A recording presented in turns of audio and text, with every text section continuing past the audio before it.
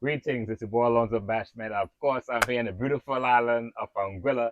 I'm here with a reggae legend. He described as the Bob Dylan of Anguilla, the man himself, Bankie Banx. Blessings. So, Oh, Bankie, how things, man? won't complain. Yeah, Alonzo, just living the life, watching the world go around, and yeah, you know, and definitely things have changed. yeah, yeah, Things yeah. have changed in big ways. All right, so folks who may not be too familiar with Bankie Banx, let's give Uh-huh. me a little synopsis of who is Bankie Banx. Yeah, Maggie Banks is a guy who came out in the my initial introduction to professional scene in music was in the late '70s, like 1976. Yeah, yeah, I got I did an album called Banky Banks Roots and Herbs, yep, yep, 1976, 77, 78, 79. yeah, After that was history because we had a couple of big top tunes in that album. yeah, yeah. So I was 20, 19, 20. And the song called The Prince of Darkness became like totally Mm-hmm. number one in the Caribbean. Yeah, yeah. You know, it's funny. Some guys told me the other day, which I was not aware of at the Mm-hmm. time. They said, Becky, that was the same time when Billy Ocean put out Caribbean Queen. Okay, wow, I didn't And realize that. the Yeah, radio, the Caribbean, our main radio station, Radio Antilles, yeah. they had charts, the Caribbean charts. Yes, yes, we're down to these, yes. Yes, Mm. and Caribbean Queen struggled in the charts for 3 weeks, never got to number one Oh, really? because Prince of Darkness was there. Was it there? So the people took the spiritual Wow, route. wow, wow. I never knew that. I never knew that. Yeah. Someone told me that. So, Yeah, we Prince of a spiritual song kept the disco song off the charts in the Caribbean yeah, at that time. And I figured out now is because that was a time of consciousness yeah, yeah. when Marley was out there in Third World and Tosh and the whole movement of consciousness was out there Mm-hmm. big time. And no one around here was. These guys spent most of the time in Europe. Yeah, yeah, The message was for the world, yeah, but someone here had to do that. So yeah, we came as just these guys who just stayed. Third World was the same thing. yeah, yeah, Third World was always in the Caribbean with us, even yeah. though they went out eventually in the early days, 75, 76, 77, 78. Mm. We were the guys who held down the thing in the Caribbean, Yeah, So Roots and Herbs at that time, that first album, Banky Banks, Roots and Herbs, we had like 4 number ones, yeah, both top chart tunes. So with that, we toured the whole Caribbean for. Then we put out I and I Abide, which is another big one. yeah. What Do You Want, Inspector? Mm-hmm. Which kind of a way for them to contradicted the whole vibe of the principle of the spiritual thing, which was like, Yeah, they thought it's gospel. It was social yeah, commentary. The Prince of Darkness, which got him was very revolutionary, like, not uh, understanding the system, understanding that the falsehood of the system, yeah, yeah, yeah, and yeah. understand how you get out of those things, and mm, you know, Mm. So you were born and raised in Anguilla. yeah. So I understand you went So to where New were York. you born and raised? I'm from Trinity. I'm Trini. It's okay. Yeah, Trinidad, man, Trinidad. So Anguilla, tell me about Anguilla because you left Anguilla, obviously traveling all over the world, and I know you spent some time in New York and stuff like that. Yeah. But you came back to Anguilla, and of course you built this beautiful place, Dune Preserve. Mm. So Dude, tell me about Anguilla. What about Anguilla that you love so much? yeah, Anguilla is always my foundation. Yeah, It's like even with my initial success in the '70s, late '70s, going to the '80s, yeah, I was not. I got several offers to just leave the Caribbean, just go and do what Marlon and those guys were doing. But for some reason, I resisted that. And at that time, for me, for one simple reason, yeah, I just fell in love with the Caribbean so much. yeah, yeah, I was doing what I want to do. I was touring the whole Caribbean yeah, like a rock star, but waking up every morning like a real rock star on the yeah, beach. You see? yeah, And swimming. We toured the Caribbean during that period in yachts. I had Bob Dylan's yacht during that period of time. Okay, Bob okay. Dylan loaned me his yacht to go towing down the Grenadines, the whole Yeah. Caribbean, 6 weeks. Where the hell do I want to go to Yeah. Babylon? You're doing good. You mentioned Bob Dylan. You know, Yeah. you have been what I should use. You've been that Bob Dylan, and your name seems to be you know, people kind of like say, you know, you're the Bob Dylan, so to speak, of Yeah, you Anguilla. know, Maybe that's the best way to put you it. know, people don't have a way to describe Yeah. to identify someone, Yeah. so they just kind of course, I mean, everybody from the 60s, 70s who's really a songwriter, singer-songwriter, Yeah. and plays guitar has been influenced by Bob Dylan. Yeah. I'm talking about from Prince, Jimi Hendrix, Tom Petty and Heartbreakers. Yeah. All of these people have been influenced. Yeah, by somebody. No, by Bob Dylan. Oh, by Bob And the Dylan, sorry, songwriter and his style and the way he Mm. was a poet, songwriter, and was the first guy who was saying, well, okay, we're not just singing love songs. Mhm. This is social Okay. commentary, Yeah, yeah. protest. Bob Marley did the same thing. He's a guy who played a guitar like Dylan. Of course, he's got that, but you know, that's people try to identify you with what they're familiar with. Yeah.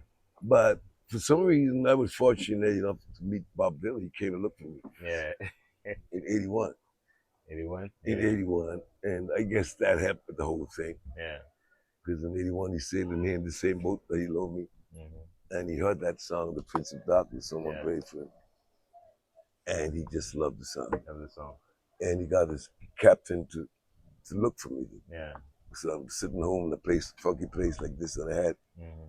in the valley called Bankie's. It sold CDs, juice, you know, the normal Yeah. rest. They Yeah. showed music videos. And this guy shows up, hey, I'm the captain of Bob Dylan's boat. And he heard your song last night. He wants you to come on board his boat and bring 2 guitars because he broke the nigga's guitar. Yeah. And I spent the whole day on the boat with Dylan. Wow. And he asked me to, he wanted to learn the song Prince of Darkness. Okay. He got me to write the lyrics and play the chords for half an hour. Yeah. Well, And we developed that kind of relationship. I took Yeah. him to my home studio. We did demos together. Okay. Okay. So, and yeah. But that was a period of time when that was just before he did his album Infidels. Okay. Okay. And he used Sly and Robbie. Sly and Robbie. He Yeah. researching reggae. Oh, I didn't know that. He was researching reggae. Yeah. So he had Sly and Robbie's rhythm section. Yeah. He had Mark Knopfler from Dire Straits as a guitarist. Okay. So he's blending reggae with folk, you know, and I think he saw that in me. Saw that what I was doing was because actually when I did the demo for him, he just got in his organ, my organ in my home studio, and he started to just do a riff, and just playing. He's playing this thing away. Yeah. Then after 10, 15 minutes, he's just playing. Yeah. I said, hey, I'm gonna record this motherfucker. So I hit the record. I said, I couldn't take it, you know? I recorded it. And then when he was done, this is a classic story. When he was done, he come back, he looked at me and said, Bankie, I love the soul of this thing. Oh, can you record that? Yeah. I said, Bob, I already recorded it. Yeah, you already recorded it. Yeah, yeah. So, you know. So I played back for him and he said, Bankie, can you put like a reggae bass, a guitar on that or something like that? I said, yeah, Bob. I said, but maybe I have to get since you got no drum beat, I have to get a guitar, a guitar on that first, because I am a bassist too, bass and guitar. So I put on the guitar, just kind of give him a chuck, you know? Yeah. And then I added a bass line. And we actually did a demo together. Okay. On that bass line. He got over my background vocal. He said, yeah, where are the girls that sing with you? And got the girls over and we did a demo. Oh, okay. Wow. Never knew that. Which nobody was not released. And I have it like that. Yeah. I won't release that. That's like that's golden. But the good thing about that is years later I finally go online and I find a bootleg of Bob Dylan doing my song The Prince of Darkness. Oh really? Oh wow. So he actually played the song Yeah. sometimes. He told me that. He told me that in New Yeah. He York. plays. Yeah. I played 2 reggae A songs. cover. Yeah. I played. He said, Bankie, I played 2 reggae songs. I played Mm. Harder They Come by Yeah. Jimmy Cliff Yep. Yep. and The Prince of Darkness. Mm. So I feel blessed. Yeah. And that's nice, man. Wow. All right. So where else you want to go? Well, tell me about this place, man. How long it took for you to put this place together, and what was the inspiration of settling in this particular spot in Okay, Anguilla? like I said, I never wanted to leave the Yeah. Caribbean. Mm. I was having such a good time Yeah. in my early 20s, 6 years, just kind of Yeah. living, touring, coming home and doing nothing, just kind of Yeah. swimming, and because I'm very fit, fitness was part of my life too. You know? Okay. Nice. Nice. Love swimming, 2 miles a day sometimes. Oh yeah. Days, Oh wow. Mm. until the doctor said no. Yeah. So I was having a good time. Yeah. But then in the 80s, early 80s, Yeah. by 82, 83, I started going to New York. I did stuff and I did music videos. And I moved to London Okay. for a Okay. while. I got convinced to go to London. I said, Yeah. I'm going to London for 6 weeks. Yeah. 6 weeks, yeah. I ended up staying in London in London area for Mm. 2.5 years. Oh shoot. 6 weeks and 2.5 years. And then London was all right for some reasons, but I ended up in Paris Okay. for another 4.5 years. So I ended up Mm. living in Europe. After I left the Caribbean, I didn't live in America. Yeah. I went to Europe. Okay. I went to Paris, to Yeah. London, Paris, and I worked all through Italy, through Europe, Yeah. Amsterdam. Spent a lot of time in I got an opening slot for Jimmy. I opened in 1983, 84 Okay. to open for 20 major cities in France. Okay. Most incredible tour I ever did Yeah. at that time of year. Huge. Yeah. Wow. From the Atlantic, the Channel, the Channel Atlantic for sure, all the way to the Mediterranean. Mm. Yeah. Wow. Wow. That's So, wild, man. and I did that and stayed in Europe for in totally between London and Europe, Yeah. 6.5 years, and 6.5 years. Oh wow. always dreaming about this, always Yeah. But most of those years it was fucking broke, man. I'm telling you, it was all right, Yeah. We had a music video and stuff, and Mm. I had to pay the band and shit, Yeah. and we were on the charts, but I was just working to pay the band. Yeah. Yeah. I heard that a lot though. Mm-mm. I hear a lot about musicians traveling and the cost of travel, and by the time you get your pay, you got to pay your band members, and And you go home and you suck salt, you cook up the rice and the beans, you keep the onions, Yeah. always keep one garlic and one Yeah, onion. keep one and then keep one garlic. Yeah. All right. So you came back. Like, Yeah. So you came back and but by the time I left there, it was Yeah. all right. I was able to. Mm. I had a good management team. I was working with Oh, that's good. a European agency called Europope, Okay. and I would travel all over. I do 15 gigs in Italy Okay. in the summertime. Yeah. I do French thing. I do a lot of stuff. Yeah. Despite the time I almost lost my whole band. Yeah. Half of them left. I had to get new guys because it's heavy. Yeah. We had 3 years. It was pretty nitty gritty, Mm. pretty Wow. rock and roll. Yeah. Rock and roll. So Some guys got carried away, huh? Yeah. Yeah. So then I came home, and it was a tragedy in my life. Yeah. My sister died. Oh, condolences, man. Yeah, a very special sister of mine, musician like myself. Yeah. No, tragic, Yeah. So I spent 9 months here and trying to figure out why God didn't take me instead of my sister. So crazy, being a pilot. Let's go dive in this wreck. Let's go do some shit, crazy shit. Yeah. Crazy. Let's go drink some whiskey. Yeah. I was, that period, that 9 months fair was like, I had to just rough. Bring myself back to realizing that, okay, that's what we got. Yeah.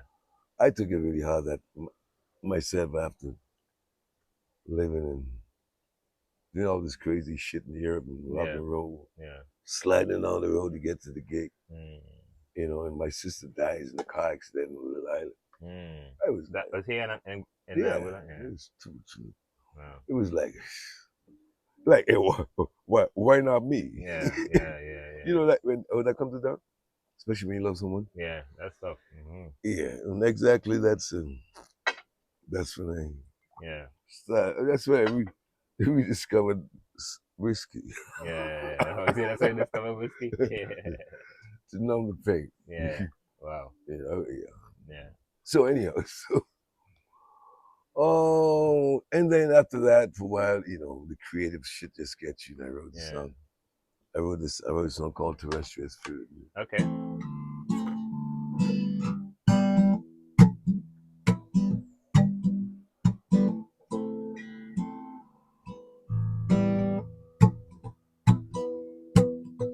Ooh, oh, ee, oh, eh, oh.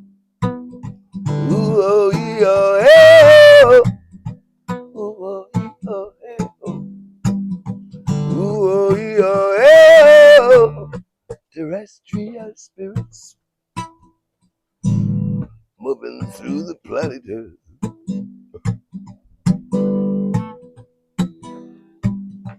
Terrestrial spirits moving through the innermost.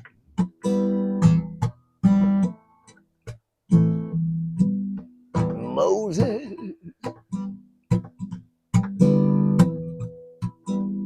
out there in the wilderness.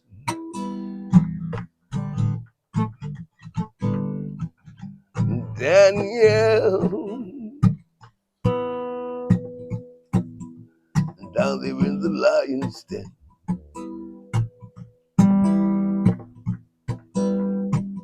Jonah lived to tell the tale.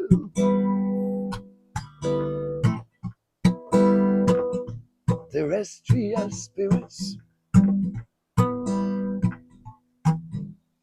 moving through the innermost.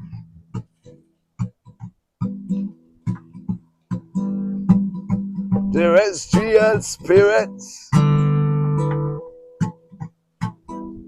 moving with the Holy Ghost.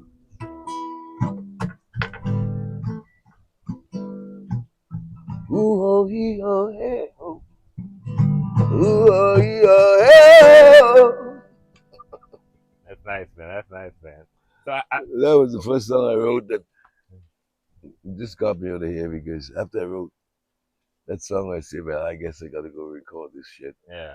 So I started, and that's how I ended up in New York. Okay. Up in New York and spent 8.5 years in New York City. Yeah. 8.5 years in New York. But this Yeah, is and coming back here, getting back here, you know. yeah. So living in New York City for 8.5 years, doing the same shit. Tour bus, Mm. backstage, showtime.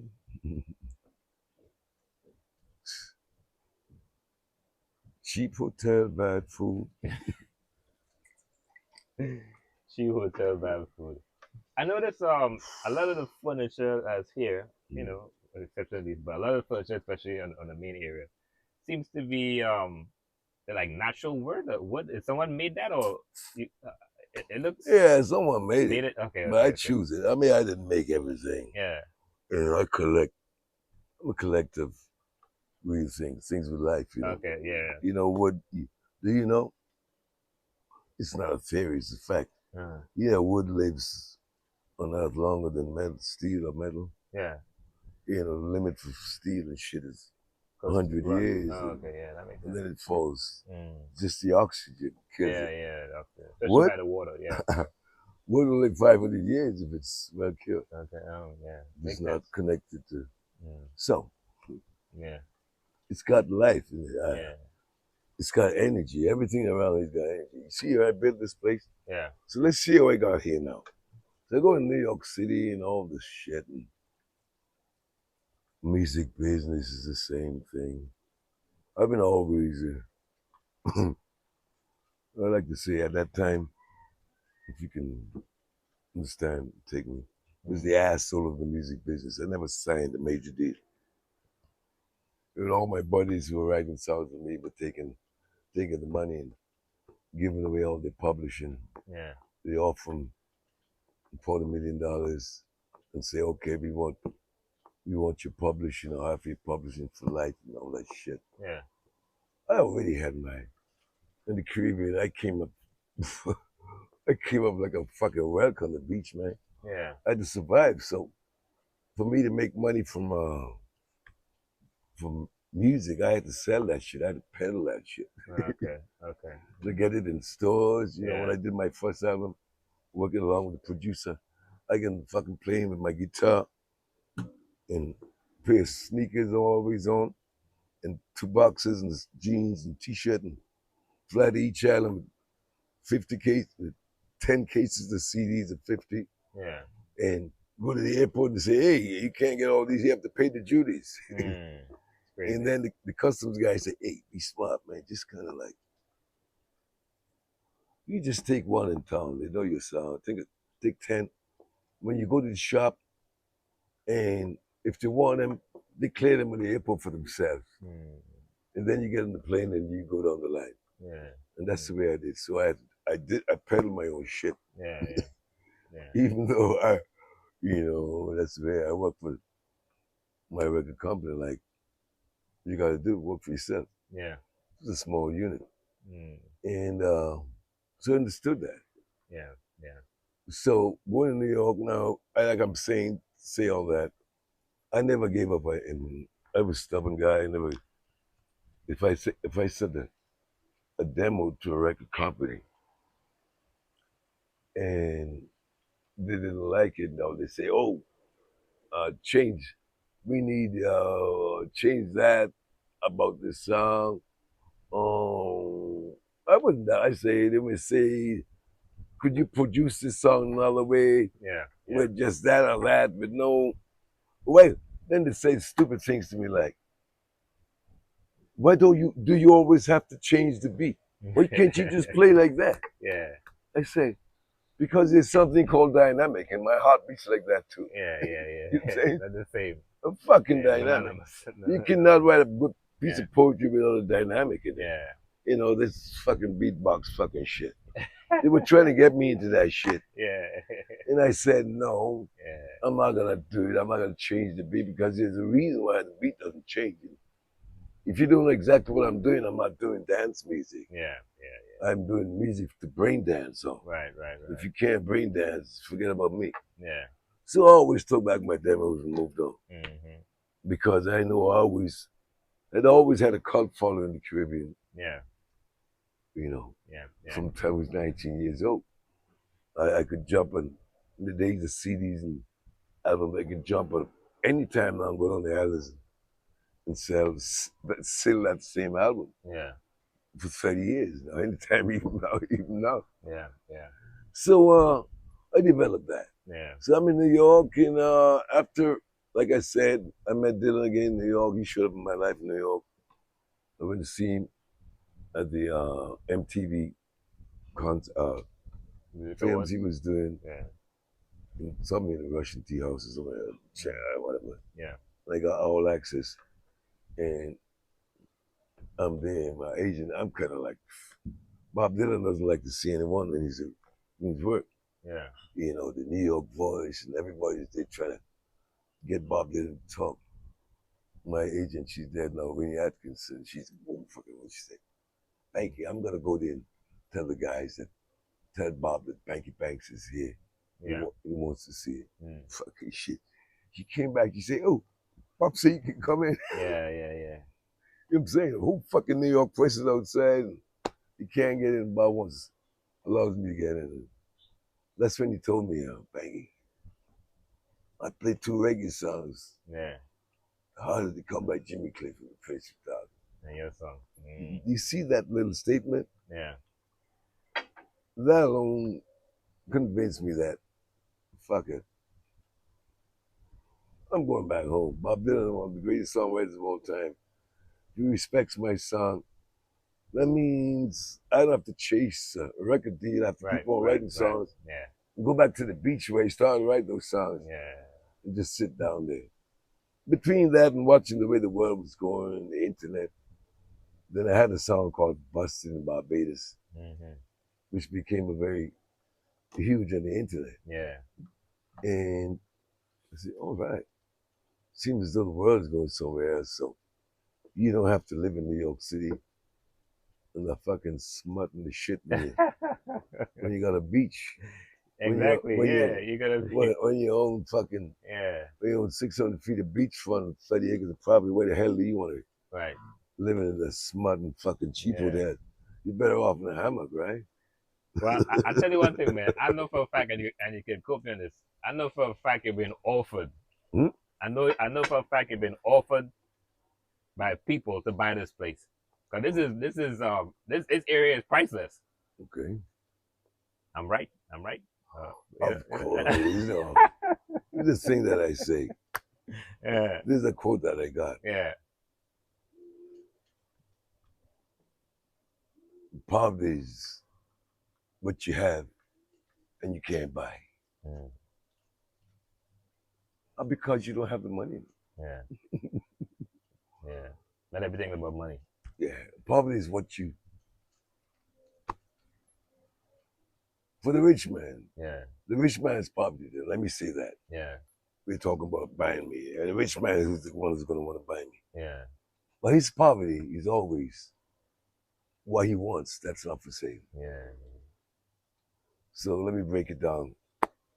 Like the sage from Nazareth would say. If you were a fisherman and you went out there, you caught a choice fish and you know your wife loves it. And you bring it back to shore. Big tourist boy, the boy from the hotel walks on the beach. Oh, it's a big, rich local guy, big shot. He says, hey, I want that fish. You say, no, that's one's for my wife. Yeah. And they say, oh, I give you $500 for the fish. And the fisherman look at him and say, no, that's one's for my wife. Yeah.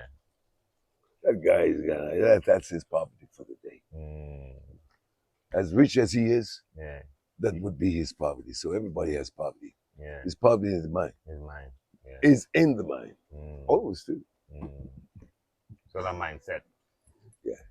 Wow, that's deep. That's deep. You know what? Let me ask you about this backdrop here. Who are these individuals?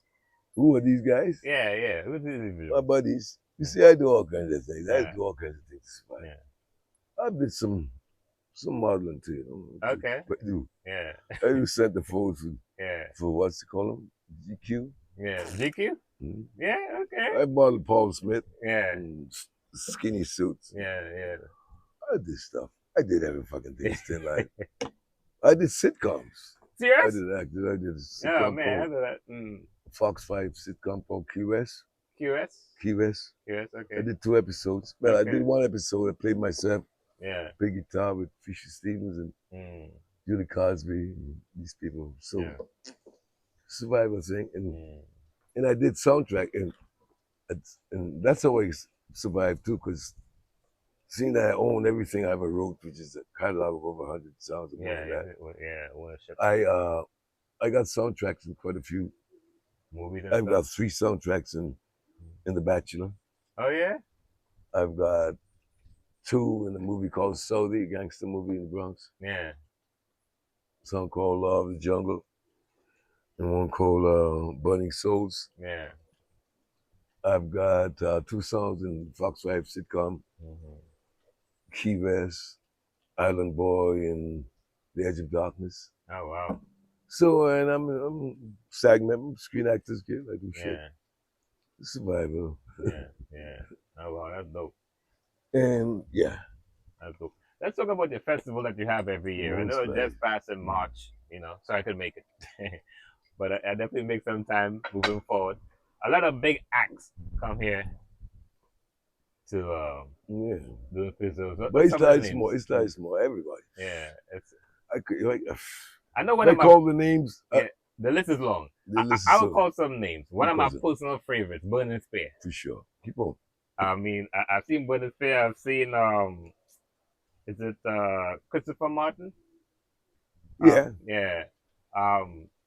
Marcia Griffith was here. Marcia Yeah, Griffith. Marcia. Toots and the But that's all Maytals, got Culture, culture. Third World, Sugar Minott, Gregory Isaacs, Man. everyone that you can imagine.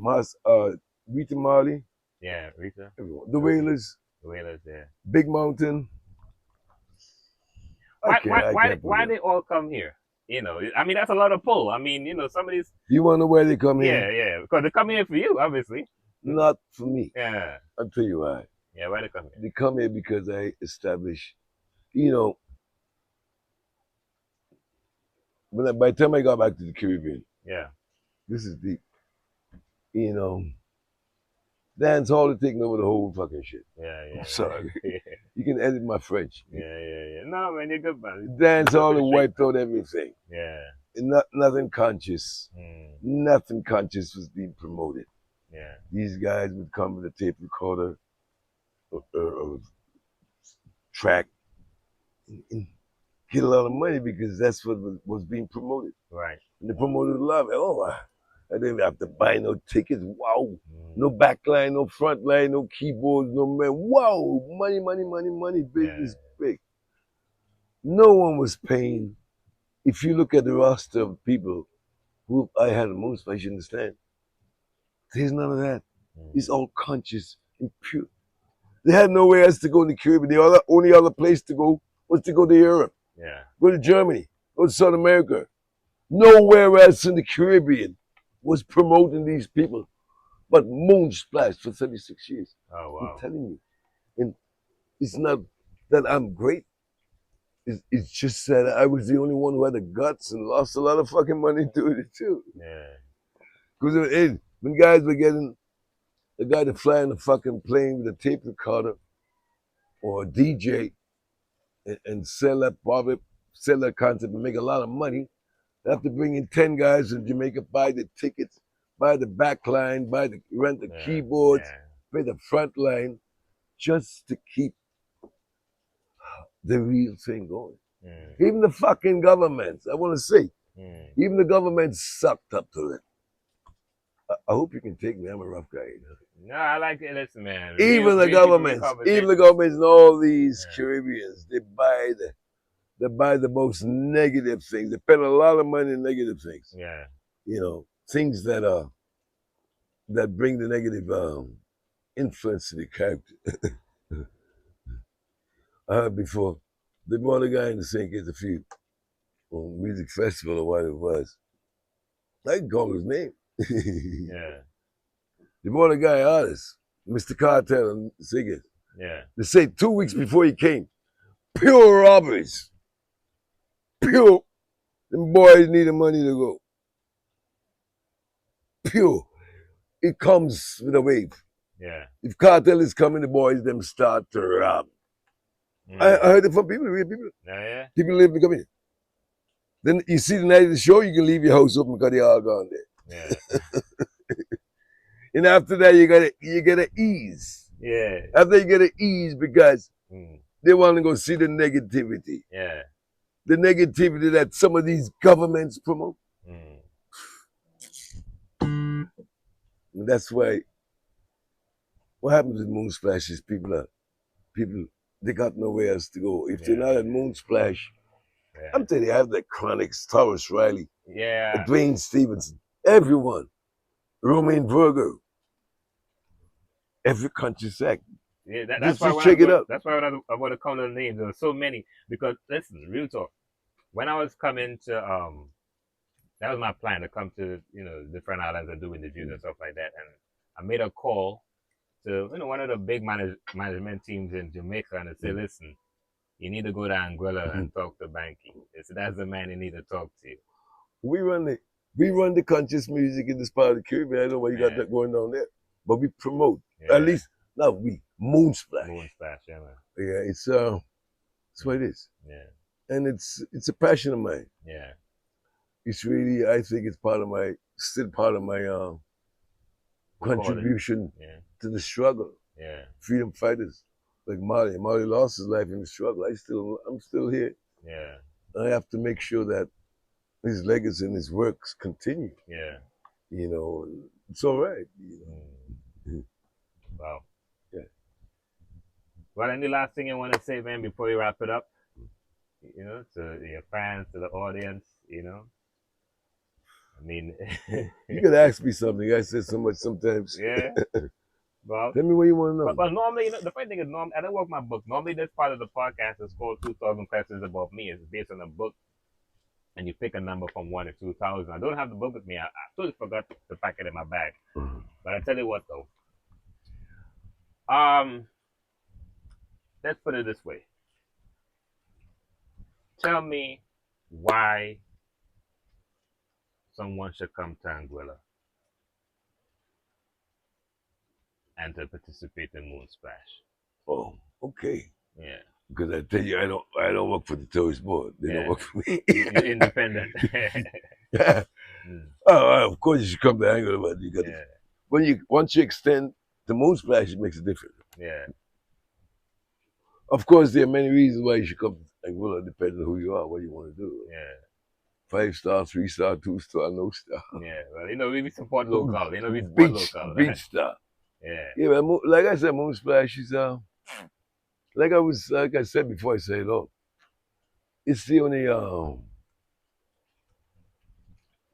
conscious reggae, and it's not just that too. Yeah. Moonsplash is a very multi-dimensional thing. Yeah. Because we book folk people here. Yeah. You know, John Mayer jumped on stage at Moonsplash. You know that? You know who's John Mayer? John Mayer? John Mayer. John Mayer, yeah. Yeah, he jumped on stage. You want to play, you want to play. You want to play. Because you got, look, because the thing about Moonsplash is that, like Cat Cole, my late dear friend who just passed, like he said, one day we were sitting here, he said, Bankie, there's some musicians that you haven't heard today at Moonsplash, that there's no way that you see them all on the same stage playing together in Jamaica. Yeah. This is the only place in the world where you see call names, these 5 guys on the same stage. Yeah. Wow. And that's part of the chemistry of that. And I can't end this without paying tribute to Third World. Like I spoke about Third World, like Cat Cole, just lost him. And Sly Dunbar. Yeah. He played on my last album, he's a drummer. And all these clever guys and Toots, you know. Yeah, and I'm alive, I got a duty to keep this shit going and keep on doing what I do. Until I burn out. Or they take me out. Yeah. I do it. I'm the peace. Yeah. But Mr. Bankie, man, give thanks for the time, man. Much appreciation, you know. My pleasure. Yeah, I love the place, man. I love the place. Yeah, you know? Walk around and check it out, man. Yeah. It's a lot more.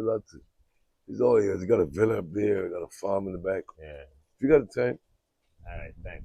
Yeah. Let me take a photo real quick. Take a photo.